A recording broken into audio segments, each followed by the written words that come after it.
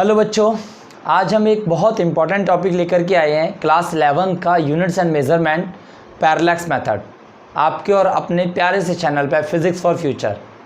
So please सबसे पहले subscribe करें, वीडियो को लास्ट तक देखें। मुझे पूरी उम्मीद है बेटा आप लोगों को पैरेलैक्स मेथड बहुत अच्छे से समझ में आएगा, क्योंकि मोस्ट ऑफ द स्टूडेंट्स इस टॉपिक को छोड़ देते हैं। या तो उन्हें समझ में नहीं आता इसलिए छोड़ देते हैं, या इसको वो लाइटली ले लेते हैं कि इसमें कुछ खास नहीं है, छोड़ दो। मैंने देखा है कई बार, अक्सर मैंने ऐसा सुना है बच्चों से कि ठीक है सर पैरेलैक्स मेथड में कुछ नहीं है भैया, उसको छोड़ दो। बट नहीं, this is the most important topic. अगर आप आफ्टर 12th एस्ट्रोनॉमिकल फिजिक्स में जाते हैं तो ये टॉपिक आपके बहुत काम की चीज़ होगा। नहीं भी जाते हैं तो एटलीस्ट आप कॉम्पिटिशन तो अटैम्प्ट करेंगे ना, कॉम्पिटिशन में भी आपको काम देगा। ठीक है, सो स्टार्ट करते हैं पैरेलैक्स मेथड। देखो, पैरेलैक्स मेथड पे जाने से पहले इसकी ज़रूरत क्यों पड़ी, क्या है, इसको जानना ज़रूरी है। सबसे पहले मैं आपको एक चीज़ बताता हूँ कि अगर हम किसी लेंथ को मेज़र करना चाहते हैं तो उसके दो मेथड हो सकते हैं। एक तो होता है बेटा डायरेक्ट मेथड और एक होता है इनडायरेक्ट मेथड। डायरेक्ट मेथड में हमें जैसे कोई पास का distance like 1 metre, 2 metre, 10 metre, 100 metre तक का अगर हमें कोई डिस्टेंस मेज़र करना है तो हम 1 मीटर स्केल से मेज़र कर सकते हैं। कोई छोटा डिस्टेंस मेज़र करना है तो हम वर्नियर कैलिपर से मेज़र कर सकते हैं या फिर स्क्रू गॉज से मेज़र कर सकते हैं। इनके अलग अलग लीस्ट काउंट होते हैं। On the basis of their least count इनको अलग अलग पर्पज़ के लिए यूज़ किया जा सकता है। लेकिन जब हमें ऐसे ऑब्जेक्ट्स का डिस्टेंस मेज़र करना है जो हमसे बहुत दूर है, स्पेस में है, तब क्या करेंगे?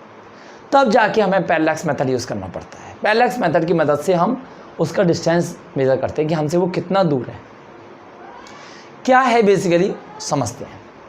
देखो, सबसे पहले मैं आपको बताऊं, आप जहां भी बैठे हो अभी फ़िलहाल, आप लोग अपने सामने अपना पेन रखें, जस्ट दोनों आंखों के बीच में अपना पेन रखें। पेन बेटा ऐसे नहीं कि हवा में रख लिया, नहीं, पेन ऐसे रखा होना चाहिए कि पेन के पीछे कोई ना कोई दीवार ज़रूर हो, पेन के पीछे कोई ना कोई दीवार ज़रूर हो। ठीक, फिर सबसे पहले क्या करेंगे, लेफ़्ट आई बंद करेंगे तो राइट आई से देखोगे, उसकी एक इमेज बना लो कि हाँ दीवार पे इस जगह पे इमेज बन रही थी। ठीक है, ऐसे कर लिया। फिर क्या करो, राइट आई बंद करो और लेफ़्ट आई से देखो, तो लेफ़्ट आई से देखोगे इमेज दूसरी जगह बन रही थी। तो हुआ क्या, जब हमने किसी पेन को अपनी लेफ़्ट आई और राइट आई से इंडिविजुअली देखा, मैं क्या कह रहा हूँ, इंडिविजुअली, एक साथ नहीं। पहले हमने राइट आई बंद करी, लेफ़्ट आई से देखा, लेफ़्ट आई बंद करी, राइट आई से देखा। जब हमने इंडिविजुअली अलग अलग आई से देखा तो हमने क्या पाया कि इसकी पोजीशन में अपरेंट शिफ्ट आया, इसकी पोजीशन चेंज हो रही थी, लेफ्ट आई से कहीं और राइट आई से कहीं और। This apparent shift is called parallax method. अब अगर भाई यहाँ तो पेन या मार्कर जो भी है मेरे पास में, तो वो तो पास में है, तो हमने पीछे दीवार लगा दी, हमने पता कर लिया कि हाँ जी ये ऐसे है, ये ऐसे है, पोजीशन देख ली, हो गया काम। लेकिन अगर हम बात करें मून की दूरी, किसी प्लैनेट की दूरी, तब क्या करेंगे? तो उसके पीछे हम थोड़ी नहीं आ जाएंगे कि भैया उसके पीछे कोई स्क्रीन लगाओ, उसके पीछे कोई हम स्क्रीन नहीं लगाएंगे ना। तो ऐसे केसेस में क्या करते हैं, किसी ऑब्जेक्ट की डिस्टेंस पता करना स्पेस में विद द हेल्प ऑफ कोई another object, with the help of another object, किसी और ऑब्जेक्ट की मदद से उस ऑब्जेक्ट की जब हम डिस्टेंस मेजर करेंगे, that process is called parallax method. समझेंगे इसको कैसे यूज होता है। ठीक है, तो चलो हम पहले मून या प्लैनेट को निकालने से पहले, सबसे पहले एक हम पेन वाला एक इमेज ड्रॉ कर रहे हैं आपको। ठीक है, देखो सिंपली हमने क्या करा था कि like this is the wall and this is the pen, और इधर आप खड़े हैं, इधर आपकी लेफ्ट आई है, इधर आपकी राइट आई है। ठीक है, लेफ्ट आई से आपने देखा, लेफ्ट आई से जब इस पेन को देखा, कोई बात नहीं, परेशान मत होना। ठीक है, और राइट आई से आपने इसको देखा,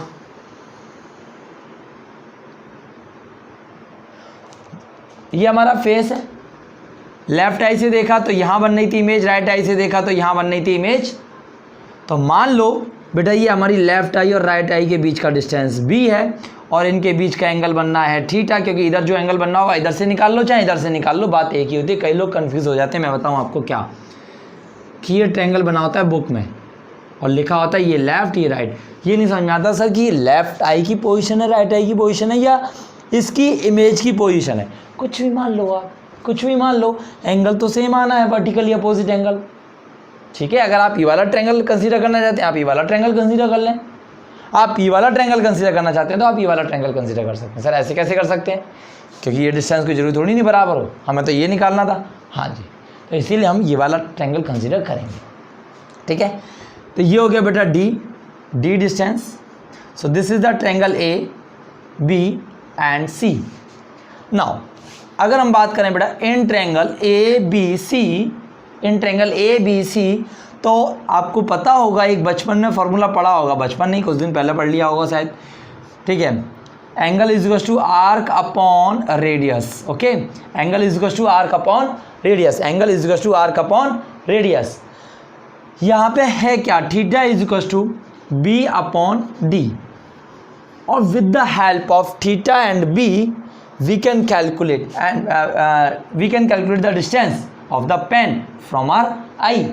So here theta is parallax angle, theta is parallax angle.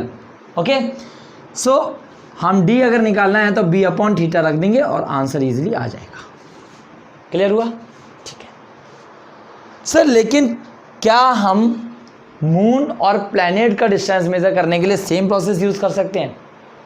Same process use नहीं कर सकते हैं। क्यों नहीं कर सकते हैं उसका रीज़न बताता हूँ। यहाँ पे देखो b अपॉन डी, b क्या है, लेफ्ट आई से राइट आई की दूरी, दिस डिस्टेंस, और यहाँ पे d कंपेरेबल था तो चल गई कहानी, लेकिन वहाँ पे d तो बहुत ज़्यादा होगा ना, बहुत ज़्यादा होगा इन कंपेरिजन टू b के। तो it means b upon D उस केस में जब हम प्लैनेट या मून की डिस्टेंस निकालेंगे, b upon D is very very very less than 1, and if b upon D is very very less than 1 then that angle theta is almost negligible, we can't calculate the angle theta. That is why हमें वहाँ पे किसी और star की मदद लेनी पड़ेगी। ठीक है, हमें वहाँ पे किसी और स्टार की मदद लेनी पड़ेगी। ओके, तो बिना टाइम वेस्ट करे हम अपने उस टॉपिक पे आते हैं कि मून का डिस्टेंस या प्लैनेट का डिस्टेंस यहाँ से कैसे निकाला जाएगा। ओके, चलो उसके लिए आपको कुछ चीज़ें बेसिकली पता होनी चाहिए। देखो आप अलग अलग बुक में जाएंगे, अलग अलग तरीके मिल जाएंगे, लेकिन सबका मतलब एक ही है। मैं ये नहीं कह रहा कि किसी बुक में ये गलत दिया हुआ है, सब में सही दिया हुआ है, बस मेथड्स हो सकते हैं थोड़ा बहुत चेंज कर दिए जाएँ, तो तरीका सेम है, बस चीज़ें कैलकुलेशन जो है उसको लेकर के थोड़ा सा डिफरेंस आ सकता है। जैसे कि मैं बताता हूँ आपको, अब हम पैरेलैक्स मेथड यूज़ करने वाले हैं डिस्टेंस ऑफ द मून और एनी प्लैनेट का निकालने के लिए। Okay, distance of the moon और एनी प्लैनेट, चांद की दूरी अपने से निकालनी है, अपने पास से चांद की दूरी निकालनी है। ठीक है, चलो देखते हैं क्या है चांद की दूरी। लेट्स से कि ये एक ऑर्बिट है, ऑर्बिट किसका, अर्थ का।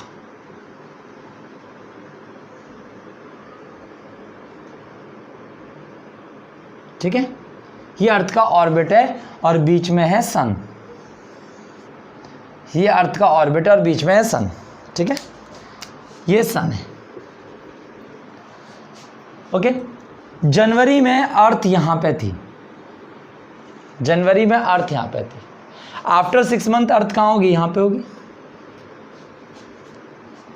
और आप अगर पैरेलैक्स मेथड पढ़ रहे हो तो इससे पहले कि आपको पता होगा कि what is the one astronomical unit, and one astronomical unit is the average distance between the earth and the sun. So can we say this distance is 1 astronomical unit? बताइए, क्या मैं इस डिस्टेंस को भी 1 एस्ट्रोनॉमिकल यूनिट बोल सकता हूं? ठीक है, तो टोटल डिस्टेंस कितना हो जाएगा, 2 एस्ट्रोनॉमिकल यूनिट। ओके, अब हम क्या करेंगे, यहां से मान लो ये मून है, ये मून है, ठीक है। यहाँ से हम सबसे पहले एक डिस्टेंट स्टार को देखेंगे, distant star.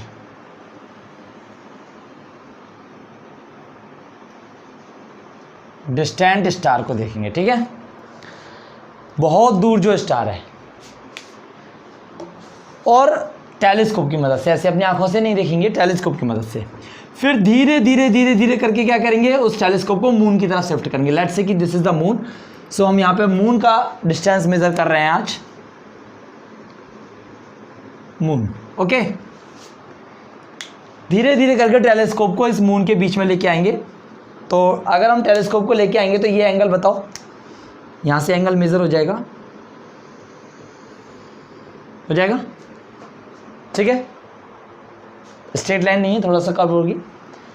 In the same way जब हम यहाँ से पहले, हाँ, आफ्टर 6 मंथ, देखो डिस्टेंट स्टार क्यों लिया, डिस्टेंट स्टार इसलिए लिया क्योंकि उसकी position all over the year almost हमारे कंपैरिजन में सेम रहेगी, ठीक है। डिस्टेंट स्टार बोल रहा हूँ, पास में नहीं कोई स्टार ले रहा हूँ मैं बहुत दूर वाला स्टार ले रहा हूँ। बहुत दूर जो स्टार होगा, हम पूरी साल घूमते रहे फिर भी हमें वो स्टार वहीं की वहीं नजर आएगा, like a pole star, okay. Stationary star है ना, तो उसके रेस्पेक्ट में हम मून को देख रहे हैं, उसके रेस्पेक्ट में, उसकी हेल्प से। पहले हमने क्या किया, उस डिस्टेंट स्टार को देखा, this is the distant star, मैं लिख देता हूँ यहाँ पे तो आपको क्लियर हो जाएगा। Distant star, and this is again distant star, okay. चलो, अब यहाँ पे आफ्टर 6 मंथ पहले हम डिस्टेंट स्टार को देख रहे हैं, फिर टेलीस्कोप को मून की तरफ शिफ्ट कर रहे हैं।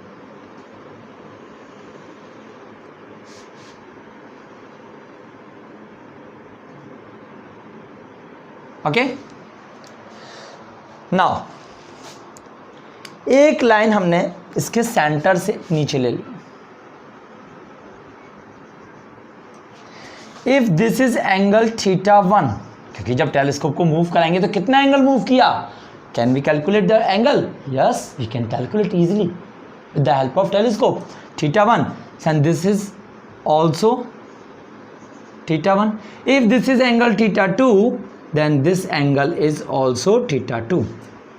आई होप क्लियर हुआ होगा आपको, θ1 एंड θ2 क्लियर हो रहा है, ठीक है।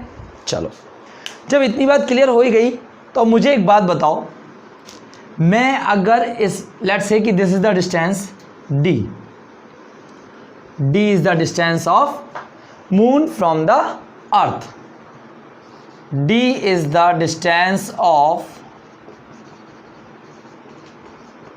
Moon from the earth, from the earth, okay. And total angle theta, total angle theta equals to θ1 plus θ2, θ1 plus θ2, this is called parallax angle, okay. So इस एंगल में अगर मैं लगाऊं, मान लो ये पूरा डिस्टेंस मैं बोल दे रहा हूँ b डिस्टेंस है, b डिस्टेंस है, तो theta equals to, again angle is equals to arc upon radius, theta is equals to b upon d, where theta is what, θ1 plus θ2 equals to b is what, 2 astronomical unit. देखो ध्यान से, 2 astronomical unit, 1 astronomical unit plus 1 astronomical unit, 2 astronomical unit upon d। d यहाँ पे आ जाएगा 2 astronomical unit upon θ1 plus θ2। We know the value of astronomical unit, and यहाँ पे हम कैलकुलेट कर चुके होंगे θ1 एंड θ2 की value. Put the value and get the answer. By this way we can calculate the distance of the moon from the earth very easily with the help of telescope. Okay, so this whole process explain the parallax method. Okay, ये पूरा जो topic है ये बताता है आपको कि ये असल में पैरेलैक्स मेथड है क्या। सिंपल सी बात, पैरेलैक्स मेथड क्या है, किसी भी दूर का स्पेस में प्लैनेट या मून का डिस्टेंस पता करना with the help of distant star या with the help of other star, ठीक है, उस प्रोसेस को, that process is called parallax method. और हम यहाँ से बहुत ईजिली डी कैलकुलेट कर सकते हैं। ओके, सो ये एक मेथड हुआ, ठीक है, आई होप समझ में आ गया होगा आपको। चलो अब कुछ और ऐसे हम मेथड्स यूज़ करने वाले हैं, जैसे कि माउंटेन की हाइट, टावर की हाइट, ये सारी चीज़ें। ओके, हाँ, मैं क्या बता रहा था, हो सकता है कि आपको किसी किसी बुक में ये लॉजिक ना दिया हो, ऑर्बिट वाला। क्या कह दिया हो कि दिस होल इज अ अर्थ, एक पोजीशन से लिया, फिर हमने चल के गए काफ़ी किलोमीटर, फिर दूसरी पोजीशन से लिया, ये कह दिया हो, तो उसके बीच का डिस्टेंस पता होगा। वहाँ पे हम चल के गए या कैसे भी गए, तो वहाँ पे हमने डिस्प्लेसमेंट निकालना है, 2 पॉइंट के बीच का डिस्प्लेसमेंट निकालना है, दैट इज़ द बी। और इतने बड़े पोर्शन में, क्योंकि D is very very greater than the B, तो वहाँ पे एंगल आर्क और डिस्प्लेसमेंट ऑलमोस्ट बराबर हो जाएगा, तो इजीली हम कैलकुलेट कर पाएंगे। ओके, चलो, तो नाउ अब हमें ट्रायंगुलेशन मेथड देखना है किसी भी ऑब्जेक्ट की हाइट का निकालने का। Okay,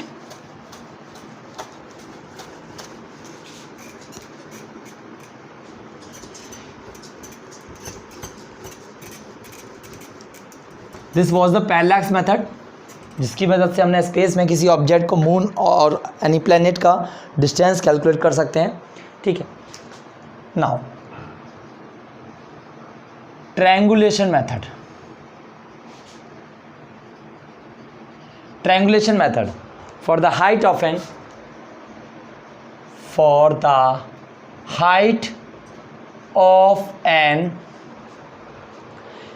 accessible object,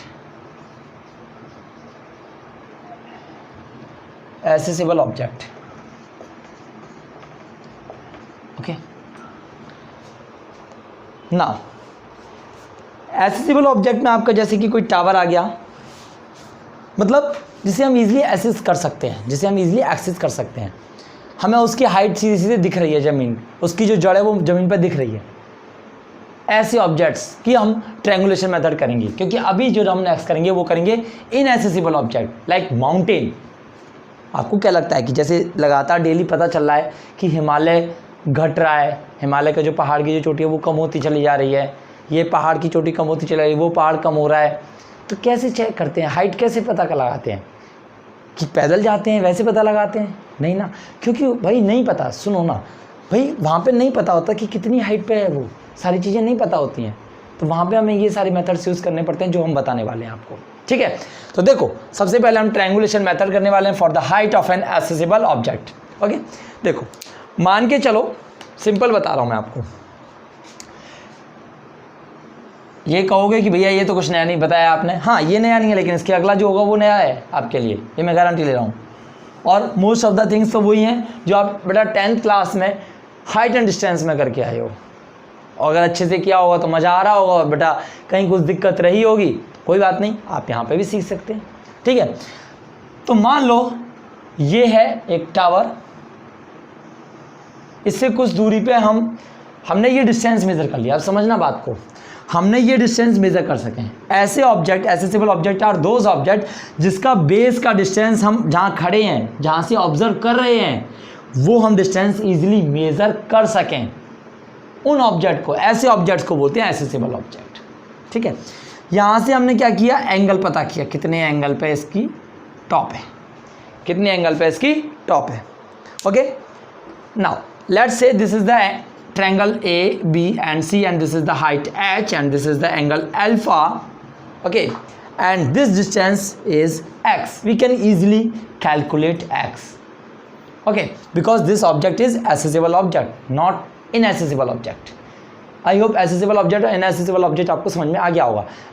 accessible object मतलब जिसका हम बेस easily कैलकुलेट कर सकें जहाँ हम खड़े हैं वहाँ से। ओके, तो सिंपल सी बात है, in triangle A B C tan alpha, tan alpha क्या होगा, परपेंडिकुलर अपॉन बेस होगा, h अपॉन एक्स। तो यहाँ से हमें सिंपली हाइट निकालनी है बेटा, हाइट निकालनी है तो क्या करेंगे, h is equal to X tan alpha. Height equal to height comma H is equal to X tan alpha, एक ये मेथड था, ठीक है। अब हम जो निकालने जा रहे हैं सिंपल, इसके बेस पे आप कोई भी क्वेश्चन इजीली कैलकुलेट कर सकते हैं। वहाँ पे आपको एक्स दिया रहा होगा, आपको अल्फा दिया रहा होगा और आप इजीली कैलकुलेट कर सकते हैं, ठीक है। जो तीसरा प्रोसेस है समझ में आ गया होगा, सिंपल था, इसमें कुछ खास नहीं था, बट अब जो करा रहे हैं उसमें बड़ा खास है। तीसरा process that is inaccessible object, inaccessible object like mountain, like mountain, okay। चलो अब माउंटेन की स्थिति क्या होगी ये देख लो। माउंटेन ऐसा तो होता नहीं है, मैं आपको क्लियर बताऊं। देखो अलग अलग बुक्स में, मैं फिर से बोल रहा हूं, अलग अलग बुक्स में, कुछ बुक्स में बहुत सिंपल पकड़ा दिया जाता है कि माउंटेन है, इसकी दूरी से ये एंगल बनना है, इसकी दूरी से ये एंगल बनना है, लेकिन वहाँ से यहाँ तक का डिस्टेंस पता नहीं है तो कैसे कर लें। तो माउंटेन ऐसा तो होता नहीं कि बिल्कुल एक लाइन होती है माउंटेन की। माउंटेन कुछ थोड़ा सा, माउंटेन का मैं डायग्राम बना देता हूँ आपको, ठीक है, फील करा देता हूँ कि आप, कुछ लोग तो जो मेरी वीडियोज़ देख रहे होंगे बेटा, कुछ लोग हिल स्टेशन से होंगे, उनको तो पता ही होगा माउंटेन का सीन। जिन्हें नहीं पता, कुछ इस तरीके से होता है कि मान लो ये है, दिस इज द माउंटेन। ये भी ज़्यादा पीक बना दिया मैंने, बट इतना नहीं होता है, बट मान के चलते हैं, ठीक है। दिस इज द माउंटेन, ठीक है। चलो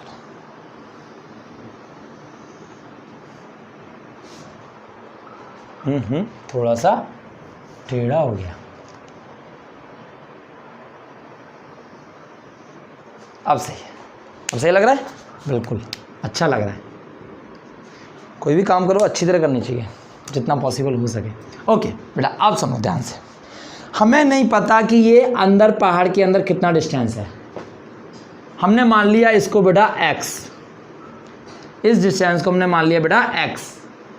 हमें नहीं पता, वाकई नहीं पता। और ये लेकिन हम मान रहे हैं h, this is the height, height of the mountain. तो यहाँ पे हम क्या करेंगे, पहले इस पॉइंट से, let's say this is point O and this is point A point से कुछ दूरी पर डिस्टेंस ट्रैवल करके गए B पॉइंट पे, और let's say this is the distance y, we can calculate y easily. यहाँ से हमने एक एंगल बनाया, let's say this is the angle alpha. फिर B से कुछ और डिस्टेंस की दूरी पर चल के गए, मान लो ये डिस्टेंस है बेटा Z, C पॉइंट पे, यहां से भी एक एंगल बनाया हमने, let's say this is angle beta, ठीक है। This point is P। यहां पे इन ट्रायंगल छोटा वाला कौन सा, BPO, in triangle BPO, tan alpha क्या होता है, h upon X plus Y, h upon X plus Y. Can be reciprocal is this, yes. So यहाँ पे हमें मिल जाएगा cot alpha is equal to X upon H plus Y upon H, and this is the equation number 1। Now in triangle CPO, in triangle CPO, tan beta is h upon z plus Y plus x, z plus Y plus X. Reciprocal करेंगे, cot beta z upon h plus y upon h plus x upon h, and this is the equation number 2। Okay, this is the equation number 2। Now subtract 2, मतलब हमें 2 - 1 करना है, 2 - 1 करना है, तो 1 को subtract करना है फ्रॉम 2। सब्ट्रैक्ट 1 फ्रॉम 2, तो क्या करेंगे बेटा, cot beta minus cot alpha equals to z upon H plus Y upon H plus X upon H minus X upon H minus Y upon H. Cancel, क्या रह गया, cot beta minus cot alpha equals to z upon H, H को इधर ले जाएंगे, z upon cot beta minus cot alpha. हाँ जी, समझ में आया ये सब क्यों किया हमने, क्योंकि हमें ये x नहीं पता था। तो x से x कैंसिल हो गया, इसलिए हमने ये पूरा तामझाम किया, एसेसिबल ऑब्जेक्ट वाला नहीं किया हमने direct. Okay, Z is equal to Z upon cot beta minus cot alpha. Z हमें ये डिस्टेंस पता होगा, दोनों एंगल हम इजीली कैलकुलेट कर सकते हैं, उनकी कॉट की वैल्यू पुट करो, and by this process we can calculate the height of the mountain, not tower, exactly बोल रहा हूँ, किसी माउंटेन की अगर हमें हाइट मेजर करनी होगी, मतलब इनएसेसिबल ऑब्जेक्ट की हाइट मेजर करनी है, तो हम इस प्रोसेस को यूज़ कर सकते हैं। आई होप आपको क्लियर हो गया होगा।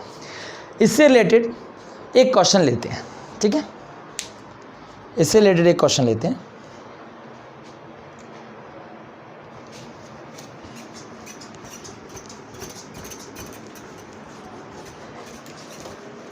चलो, क्वेश्चन में ये बोला हुआ है कि एक टावर है, टावर में दो अलग अलग शैडो बनी है, सन की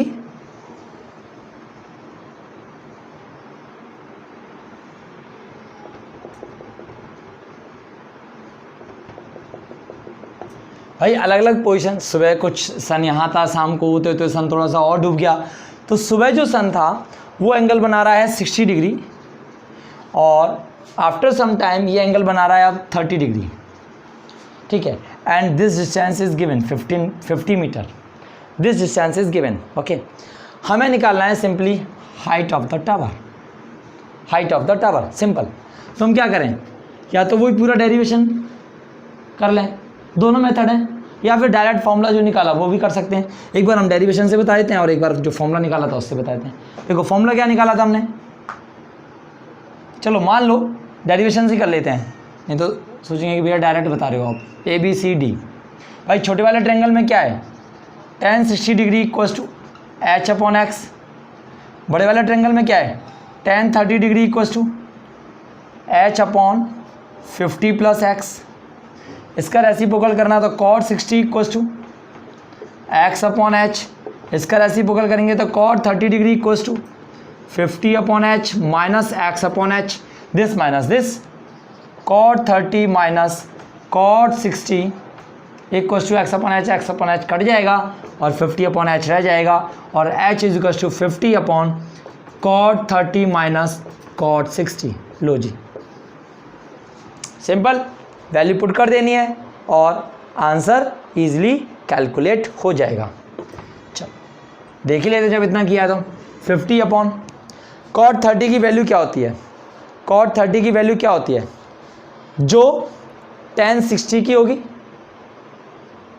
भाई जस्ट सपोजिट होता है ना, tan 30 का निकालोगे, tan 30 क्या होता है, tan 30 इज 1/√3, तो cot 30 क्या होगा, रेसिप्रोकल, तो ये हो जाएगा √3, और इसका क्या हो जाएगा 1/√3। सॉल्व करना, 50√3 upon √3 into √3, 3 minus 1, that is 50√3 upon 2, that is 25√3। लो जी, दिस इज द हाइट, और we can put the value of √3 1.732 और मल्टीप्लाई करेंगे, आंसर भी निकल आएगा। Okay, so these all are topics are related to the parallax method. Parallax method देख लिया हमने, ट्रायंगुलेशन मेथड देख लिया, मतलब ये सारे क्या हैं, इनडायरेक्ट मेथड्स हैं बेसिकली, ये इनडायरेक्ट मेथड्स हैं, डायरेक्ट मेथड नहीं है। डायरेक्ट हम किसी की हाइट, क्योंकि डायरेक्ट मेथड यूज़ इसलिए नहीं कर सकते ना, क्योंकि माउंटेन है, माउंटेन की डायरेक्ट हाइट कैसे निकालना है, तो कुछ ना कुछ और चीज़ें यूज़ करके हम उसकी हाइट निकालते हैं। That is why these are methods are called indirect method for measuring the length. I hope आपको समझ में आया होगा, पसंद आया होगा, तो बेटा please like, share and subscribe जरूर करें। Thank you.